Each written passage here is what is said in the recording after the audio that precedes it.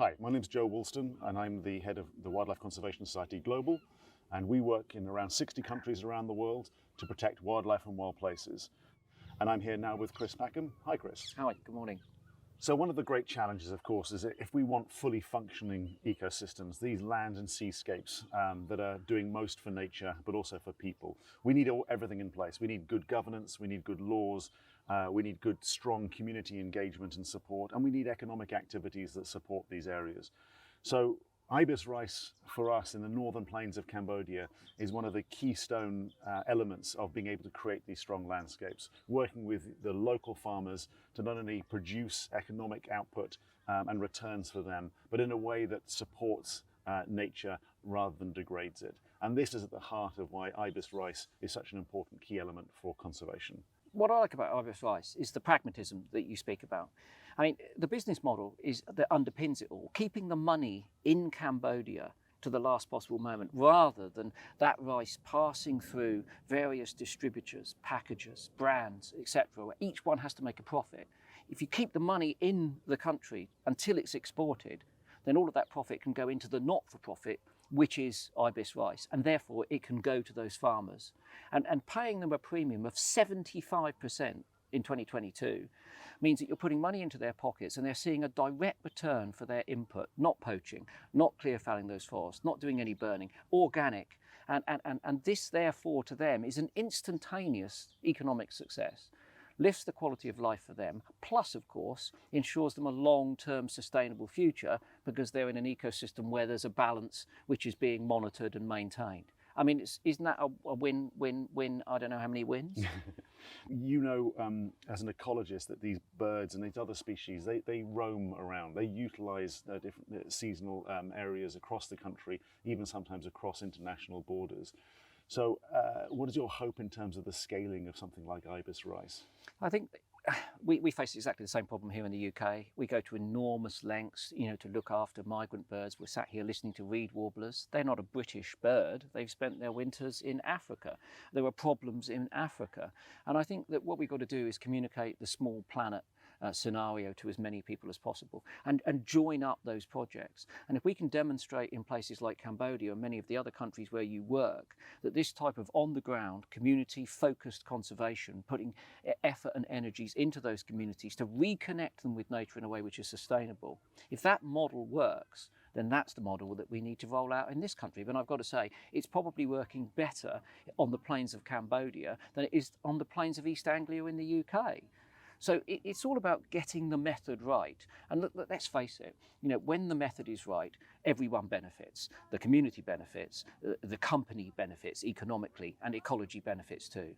And that is attractive to people, particularly when there's a growing awareness of the fact that we are in the grip of a biodiversity crisis and climate breakdown. And that very soon we're going to have to act significantly, changing our minds and practices to make sure that we survive. So we sit here in a moment at a time when we're seeing some of our agricultural systems breaking down. We also see bird flu entering into the human food chains now, into some of our systems. We see worries about productivity under climate change happening. What's the increased relevance of a project or initiatives like IBIS rice to a world that's changing and suffering from climate change? Well, one of the things we didn't mention about the project is, resilience when it comes to adapting to climate breakdown, and that's important, and that will be on the ground and focused in that area.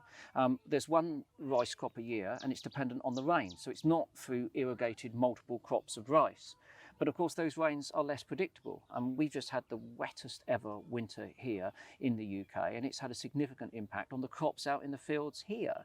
So resilience when it comes to climate is something that's going to need to be built into all of our agricultural systems, and I'm absolutely certain that that can be done. But it does mean working with those people, essentially the farmers on the ground, to be flexible and to make sure that they can shift in their patterns of production and how they produce that food easily. And that requires significant support from government and also from us as consumers, because ultimately it will come at a cost. And that cost may well land on those of us in the supermarket aisles. But that's going to be part and parcel of our life. And we've got to make sure that if we're going to pay that cost, it pays dividends out there where those people are trying very hard to produce food. So all of us have, as you say, have this decision to make when we go into a supermarket, and we make our decisions based on a lot of criteria. If you're someone like ourselves in a supermarket in the UK, and we're looking at IBIS rice over other products, including local products, how should we be looking at that decision? Well, it's difficult to look at that decision. One thing we've got to improve instantly is food labelling. We can make an instantaneous economic decision because we can see the price of that food, but we can't make an ethical or environmental decision because there's no way of gauging the cost of that environmentally. And it's really hard standing in a supermarket looking at a product to judge whether that has been produced in a more environmentally sustainable way than something alongside it. And if there's a price difference, what's the cost of making one choice above another? So I think when it comes to food labelling, that's really important. And IBIS Rice have been working really hard on their labelling to make sure that they communicate their message forthrightly. It's a premium product. It's the best rice in the world. It's been judged that by people who know about rice, not Chris Packham, who happens to be cooking it in his kitchen. And as a consequence of that, it will be attractive to those sorts of people. But we've got to make sure that that message is able to get across. And I think food labelling is one of those things. I think it's also about accessibility. And we have a system in the UK where essentially producers, manufacturers and brand managers need to buy their product onto the shelf of our supermarkets. Now that's entirely unfair. At this point in crisis, the supermarket should be actively looking to put brands on their shelves which do support a sustainable future when it comes to food production and agriculture, and equally are affordable to their customers. So I think we do need to put pressure on our supermarkets as well to make sure that they are putting these products front and foremost so we have a choice as consumers. And that choice as consumers is very powerful. Economic protest, the way we spend the pound in our pocket, shapes the way that those supermarket shelves are filled, and therefore how produce is produced out in the field, as far away as places like the northern plains of Cambodia. Great. And so these initiatives like IBIS Rice, and again, IBIS Rice, rice is the primary product, but of course, it's the methodology, it's the approach, it's working with farmers, looking through an ecological lens at these large landscapes and working out, as you said, how they can be both resilient but also adaptive to what is going to be a changing world. Do you think there's a need for this to scale beyond both IBIS and rice and to replicate this model for other species and other systems elsewhere globally? Well, if the model works, then surely it can be transformed and to fit other scenarios in other parts of the world. And the model is, economically, as we've explained, quite simple. Keep the money at the point of produce for as long as possible, so you can reward those people producing that produce. Cut out the middlemen, basically, as much as possible. But then again, they're producing rice in that area of northern Cambodia at the moment. Maybe they'll have to be looking at alternative crops. If the rain patterns change, something needs to be there available for them with the technology so that they can still do this productively. Otherwise, it will be too easy for people to slip back into, okay, let's make money out of the timber.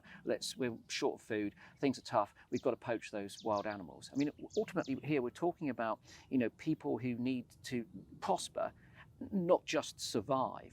And ultimately, we will all make decisions about our own survival if it comes to that. And there'll be harsh decisions when it comes to the environment and the wildlife that lives in it.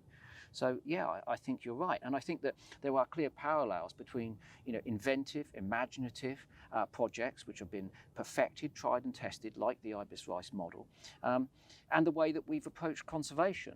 And what we're doing is we're coming up with very successful projects, but we're not rolling them out broadly enough and rapidly enough. And what we need to do is to be able to champion and showcase these sorts of projects and tempt other people to develop their own in other parts of the world. So the scale grows. That they're working, but they're not at large enough scale to prevent the catastrophic loss of biodiversity that we're seeing locally and globally. I mean, as you know, we've lost 69% of the world's wildlife since 1970. And here in the UK, we're amongst the most nature depleted set of nations in the world. So, we've got to be very clear that our own backyard is in a mess that we need to sort out. We have the capacity to do so. We've just got to get on with it. And IBIS Rice is a flagship for those who are getting on with it.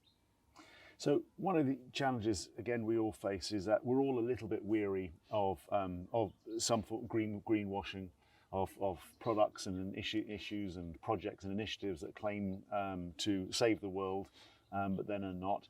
How does the average consumer, not the expert, how does the average consumer distinguish who wants to do good, but also wants to avoid investing in these faux projects and these fake projects? Yeah. How do we deal with that? I don't know. I get the general impression, and maybe it's because I'm very picky about who I work with, and I do extraordinary due diligence when I'm approached by people. But there seems to be less greenwashing now, and I think that's because there's a greater determination and an active will within corporate institutions. They know that they've got to do better. And they've got to do better, firstly, for their staff, the people they employ. I mean, you might be able to greenwash the public, but the people who are working for you, they know the truth. Yeah. And ultimately, we live in an era now where the truth is far more easily told, far more rapidly, and far more broadly, because we've got social media. And if there are problems, they are apparent and they are exposed, and they're not easily hidden. So I think that that environment where greenwashing once prospered because of lack of access to the real information has perhaps passed. And I think that so there's that. It's harder to hide, but equally I do think that there is a move now where people are more actively interested. Look, I always say jump before you're pushed. If you jump, you choose when and where you're going to land. If you wait to get pushed, you're just falling. A wise company in any sector, a wise body in any sector, is going to be thinking about jumping. When are they going to move? How rapidly are they going to move? What is their capacity for change now? And how is that going to be shaped into the future? And I think that, people are waking up to the fact that climate breakdown, biodiversity loss are going to have a significant impact, not just on the greenery, the birds singing, but their business and the business of our lives, that those companies are rapidly investing and looking at ways to make things more sustainable in the future. I mean, look, frankly, they don't want to go out of business and we don't want to go out of business and become extinct. And that, I think, is beginning to be a driving force. No, I agree. I see those. It's very difficult to balance the frustration at how slow things are moving with actually recognising that there is movement and there is progress. Yeah, but I mean, I think that's the case, and it can be really frustrating. But if you look at human history, when our species is put under, significant stress, and the onset of that stress is very rapid, we do react very quickly. Cast your mind back to the middle of the last century, we had a global war. So our species, pretty much the whole species at that time, is under stress of one form or another. If they're not directly involved in the conflicts, they're suffering on account of food shortages, material shortages, and so on and so forth. Now, the amount of invention, imagination, and creativity during that 5, 6, 7 year period was colossal. We came up with things which have had a long-standing benefit. Think only a few years ago when the predicted pandemic hit, and when we knew there was going to be a pandemic, we did nothing in terms of prevention largely, but within 8 months we had a vaccine that cured, prevented the loss of millions of lives. It cost us millions of lives. I mean, it's testament, I'm afraid, to the fact that the human species, I think, is far better at cure than it is prevention, which is sad because we're such a adaptable, intelligent, creative species. We ought to do better.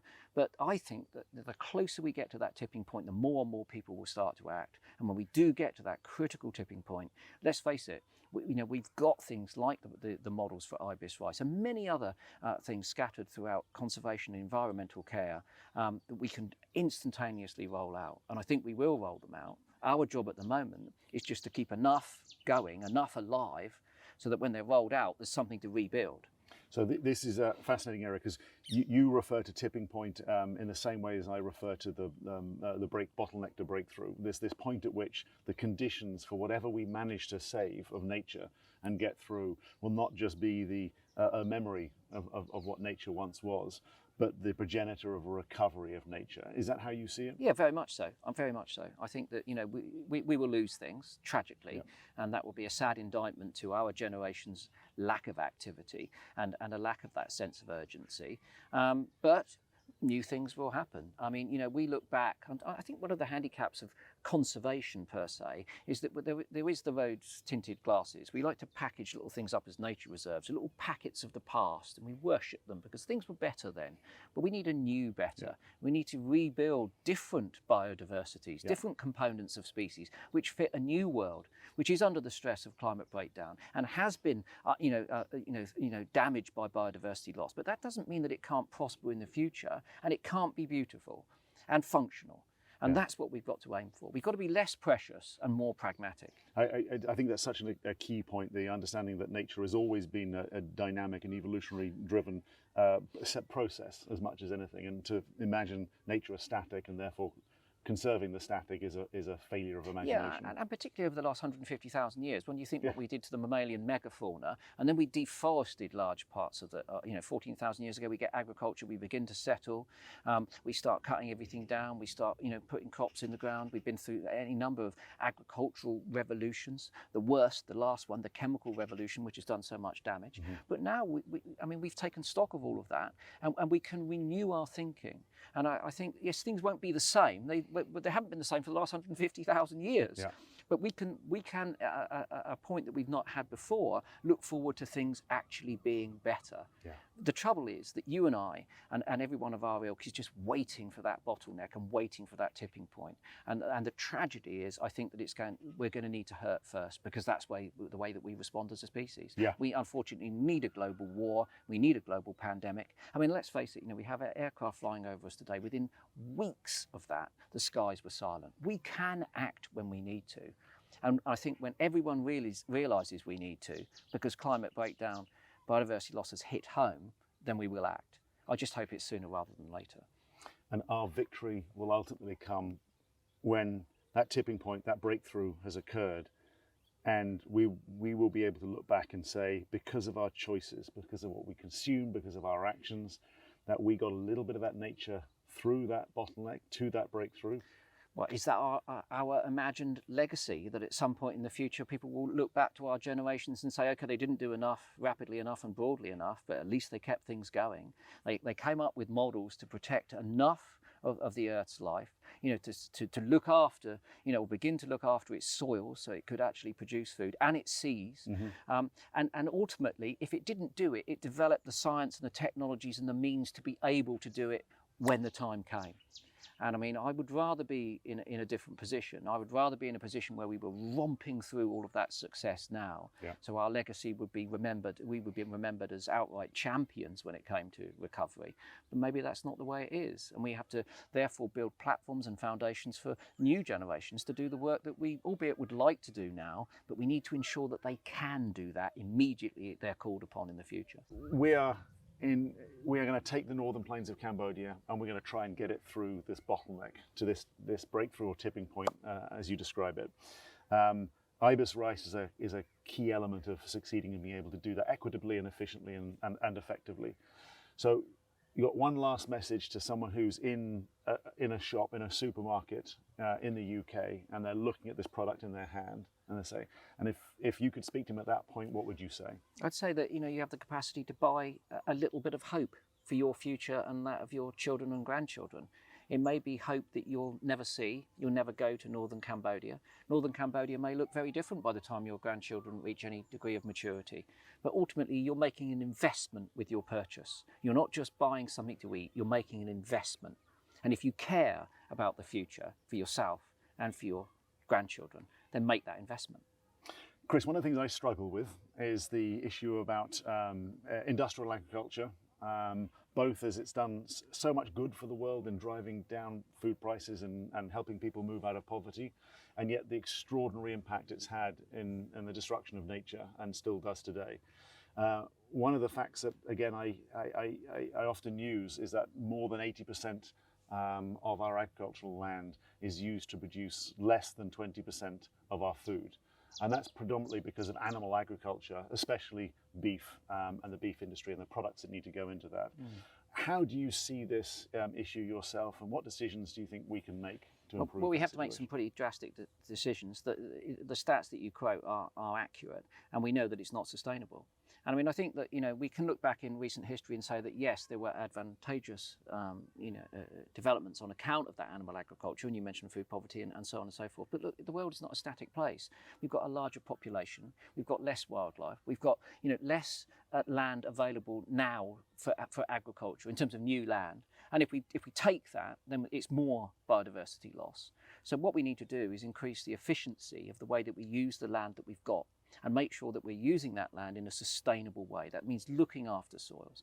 And there is no ambiguity about the fact. I mean, the IPCC, the UK's government's own climate change committee, everyone knows we've got to eat less meat. It's about moving through that transition. It's about moving consumers through that transition. It's about moving, the agricultural and livestock business through that transition. But we've got to get on with it. We just cannot pay the cost, the environmental cost of that. And then also alongside that, of course, you've got human health concerns about industrial agriculture. I mean, the bird flu epidemic, which has swept through, the world, is now in Antarctica, arose because of, industrial poultry farming in the Far East. There's no ambiguity about that. We all know that's the case. So if we keep up that level of pressure, we're potentially generating another pandemic which could focus on ourselves. That's not science fiction, it's potential science fact. So that's not something that we want to do.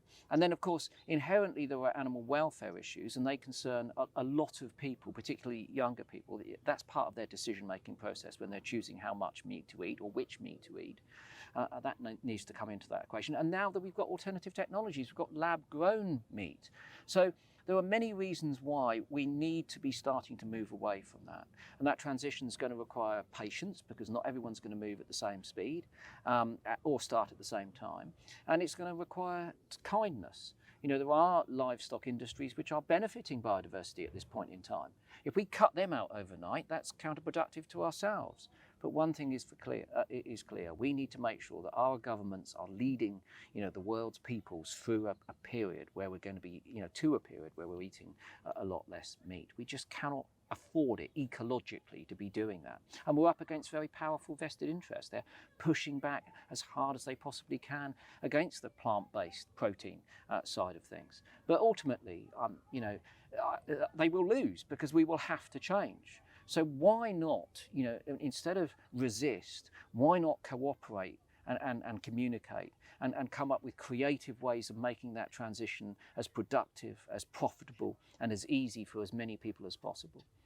So you say that, again, we're up against these interests. I mean, it does strike me that we're in a smoking lobby of the 1980s moment here with the meat industry, and at the same time as most of the deforestation and almost all of the deforestation in the Amazon and almost all of the deforestation in Central America are directly caused from cattle.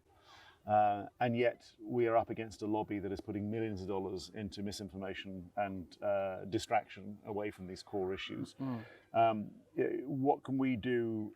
As on one hand, as you say, kindness is a key part of this. Well, I think the kindness needs to be focused. The kindness will be focused on the farmers in the Amazon who have no choice other than deforest and then start to produce cattle, because that's the only way that they can scrape a living to stay alive and keep their families alive. That's where our sympathy and kindness and patience needs to be focused, not with the livestock lobbying industry in North America, which is doing everything it can to shut down plant-based protein and developments and investment in R&D and all of that sort of thing.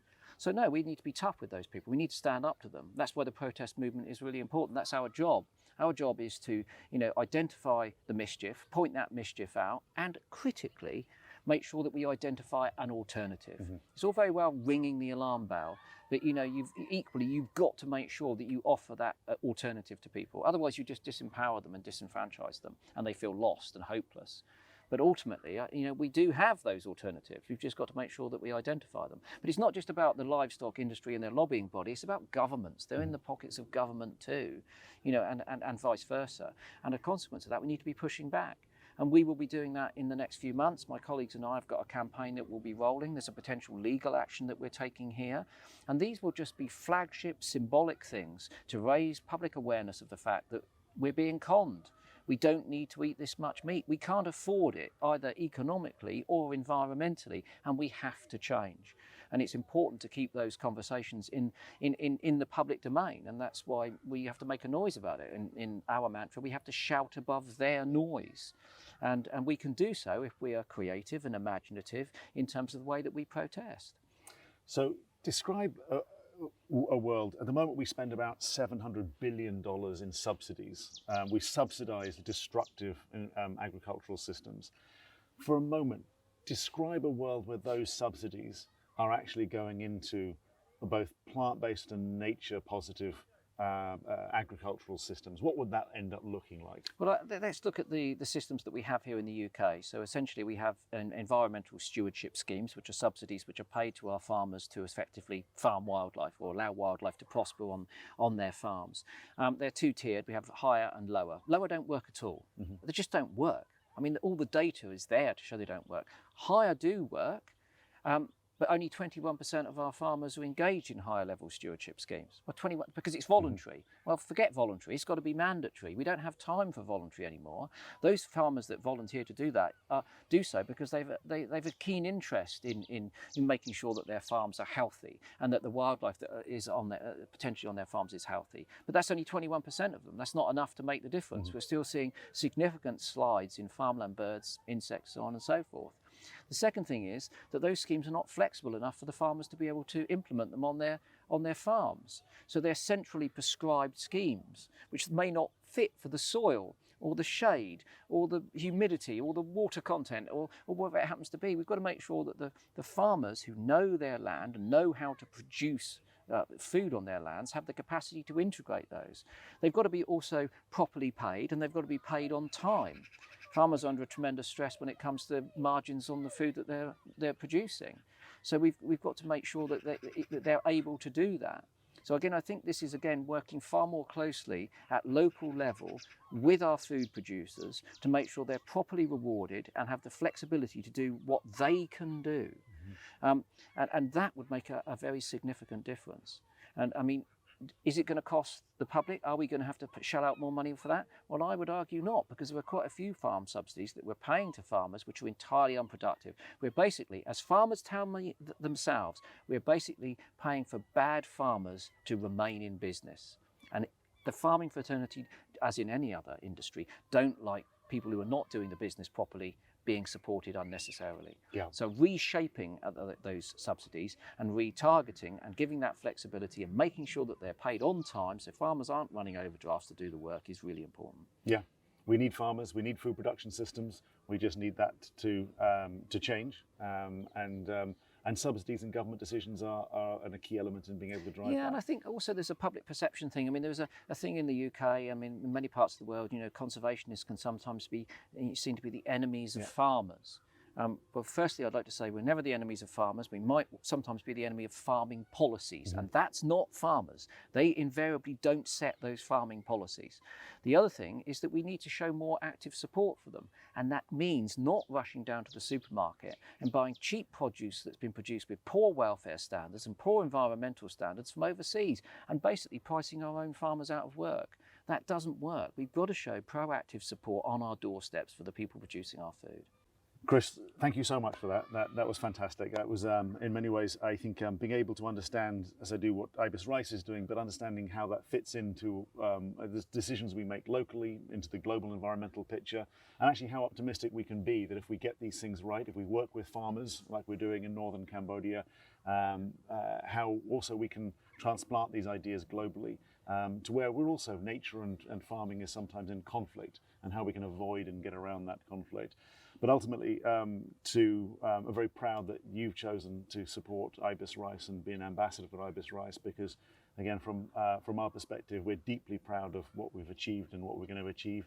But we just need to do more of this at scale across a large number of places in order that nature can be not only just a memory of once it what was, but also the beginning of a renaissance for nature more broadly. Well, thank you very much. I'm very proud to support it. I like pragmatic, practical solutions that work. And the key thing about IBIS Rice, it does what it says on the packet. Thank you, Chris.